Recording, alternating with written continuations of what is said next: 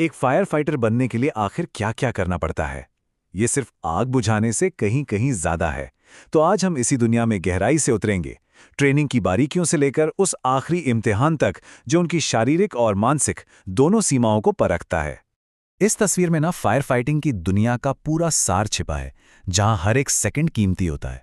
ये सिर्फ एक नौकरी नहीं है, ये एक इम्तिहान है जो हर इमरजेंसी में लिया जाता है। शारीरिक ताकत और मानसिक संतुलन का यही वो संगम है जिसे हम आज समझने वाले हैं।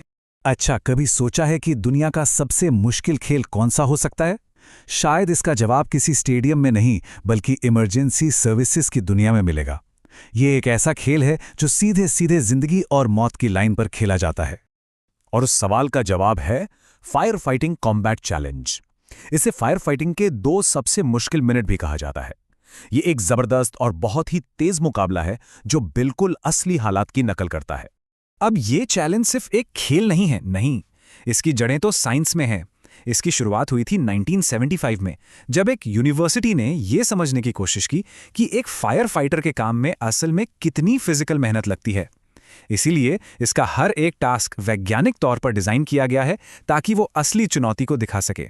और इस पूरी प्रतियोगिता के दिल में है एक ऐसा औजार जो हर फायर फाइटर की लाइफलाइन है, सीढ़ी। इसको और बेहतर ढंग से समझने के लिए हम San Diego fire rescue manual की मदद लेंगे, तभी समझ आएगा कि ये चैलेंज इतना मुश्किल क्यों है। तो चलिए शुरू करते हैं एकदम नींव से, जिसे कहते हैं बट। इस पर जो नुकीले कांटे या स्पर्स लगे होते हैं ना, वो इसे जमीन पर ऐसे जमा देते हैं कि ये हिल भी ना सके। और ये कोई मामूली बात नहीं है, यही वो चीज है जो एक फायर फाइटर को किसी भी सतह पर भरोसा देती है। अगला हिस्सा है हेलियार्ड।